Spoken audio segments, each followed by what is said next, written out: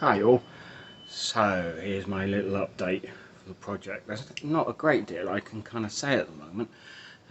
You might notice the background, that ain't Southampton.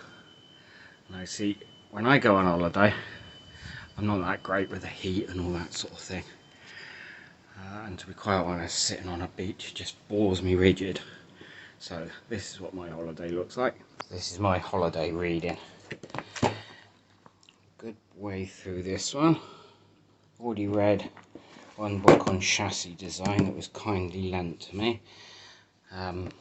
This one's really good actually. Just reading the fascinating bit.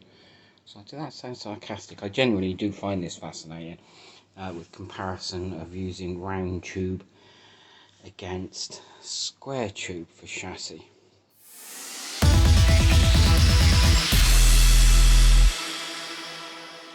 Why, you may say? Well, that's because when I finish reading these chassis books, I've pretty well got the chassis in my head.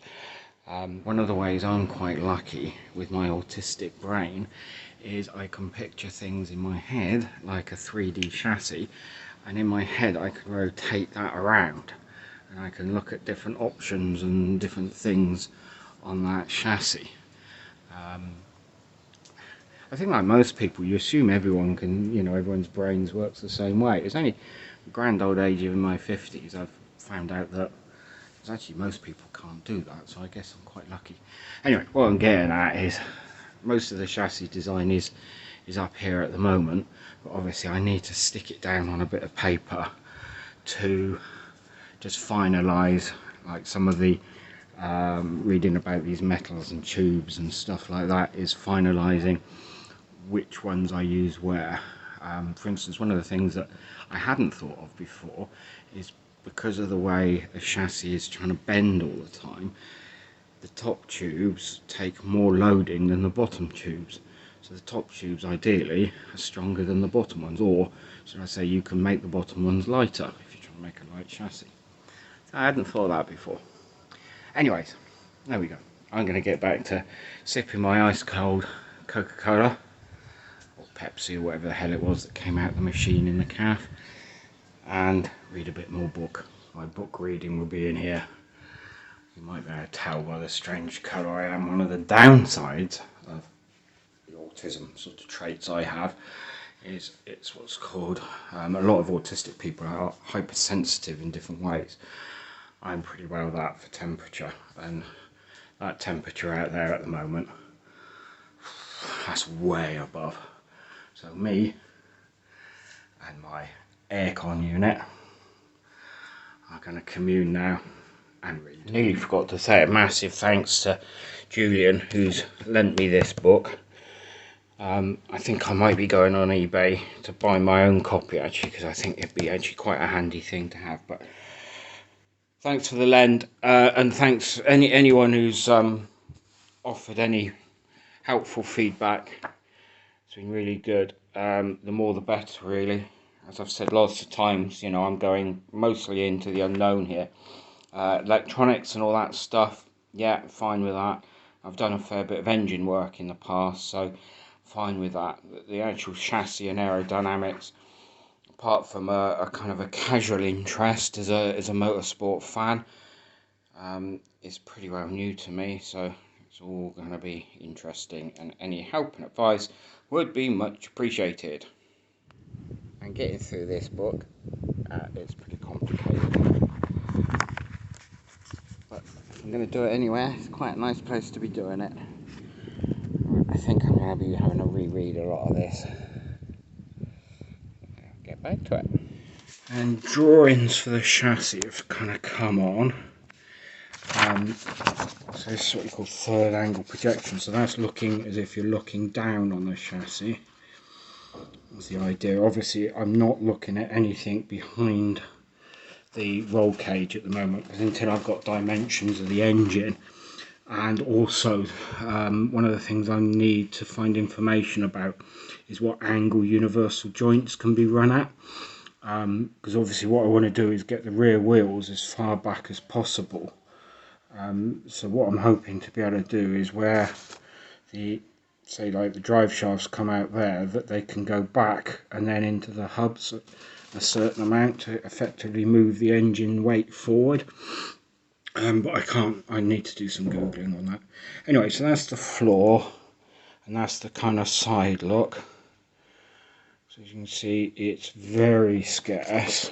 And then what I'm thinking of bodywork wise, obviously this is very, very preliminary at the moment, is going to look something like that. So it's going to have more kind of wheel body work than a 7 or the current Exo Booster has. So this is the looking down view. So that sort of triangle is going to follow the chassis, and then I'll have these like triangle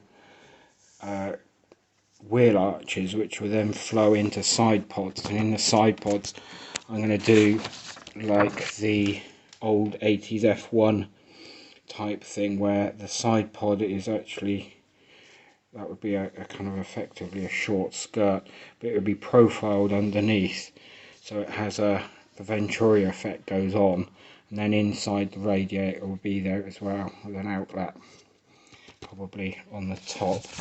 Also what they have is these louvres at the top and just behind the wheel to let any air out that gets stuck in the wheel arch. It kind of lets the air flow out. Sort of stuff I've been learning about in the Aerodynamics book. Obviously that's a radical on the front. What I don't want is this sort of stuff in between, and I don't want this stuff up here. So it would kind of be similar sort of line across here and across the top and across the rear wheel arch, but very much Exo in here. Anyway, that's the plan. That's where I am at the moment. Got one more book to read, a couple more days of holiday. At the end of my holiday, so as promised, or I should say perhaps as threatened, I'll do a very quick book review of these 4 books I've been reading. So the first 2 are both chassis ones. So we've got the race car chassis. Fairly good.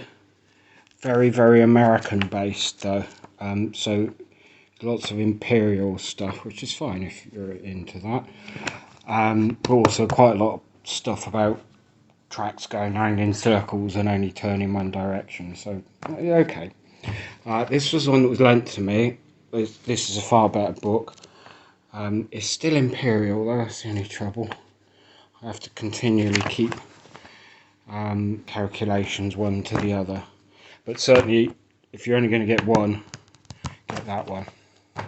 Then these 2 kind of come as a pair. It was only later I realised that it's the same author.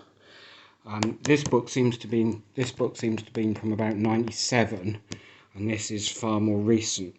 Large chunks of this book are in that book. So I kind of skimmed quite a lot of this, but you might notice it's a lot thinner.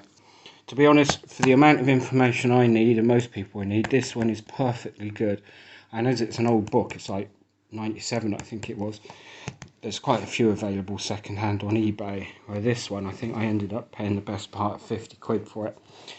If you're really serious into it, no doubt this would be the better one. And there is pages and pages of maths and stuff. The one thing this has that doesn't, the chapter I did like, is there's a whole chapter on how to actually make stuff like wings, suggesting different methods, whether you want to skin with alley, or make them out of carbon, or fiberglass, you know, whatever. There was quite a good chapter on that. Anyway, it's all helped me get to this position. So I'm on my way home tomorrow, and hopefully once I've got all the normal crap out of the way and caught back up with work, the plan is to start building the chassis. Not out of metal though. What I'm planning on doing is having a good look around the garage for bits of wood and stuff. I might even be off to B&Q to go and buy a load of what's the bloody stuff called used in the garden? Bamboo, that's it, get a load of bamboo. Basically to kind of make the chassis out of bamboo and probably gaffer tape, so I can make sure that the dimensions are about right, because obviously the last thing I want to do is weld a chassis up and then find that the pedal box is too close or too far away from my feet, or you know, all that kind of stuff.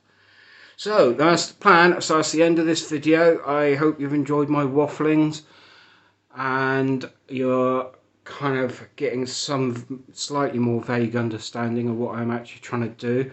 Like I say, on the sort of title, it is going to be an exo car, but probably think far more exo like Atom. I hate saying it, but Atom and Expo than perhaps like the one I've got now, the Exo Booster or the Mevi, how do they call it, the Exocet or stuff like that, you know, which is virtually no bodywork at all. It's going to be somewhere in between. Anyway, as always, please like and subscribe. It helps the videos quite a lot, and I am hoping at some point to be making a few pennies out of this YouTube-y thing to help fund this project. I haven't even started looking at budgets yet. Maybe I should have done that earlier. I nearly forgot. The other book that I've read on holiday is this one, which obviously all about Lotus 49, but initially it's not that technical, you know, it doesn't give you a drawing of how to build one. But when I actually got to the back of the book, I found all this data, which I've got to convert, but it's actually some quite handy stuff. So I can, things like where I've been looking at the ratio of track width to wheelbase, it's got things like that of what it was on a Lotus 49, and also in different places it does have the odd technical drawing like this sort of stuff, and it actually has enough drawings so I can basically copy the front suspension. So I've got to have a look at the sizes and that and see if it fits in. But if it does fit with only a little bit of changes, I could basically have the front suspension being a replica of a Lotus Type 49, which I've got to say is, in my head, quite special. Anyway, cheers for watching the video. Catch you all soon. Bye.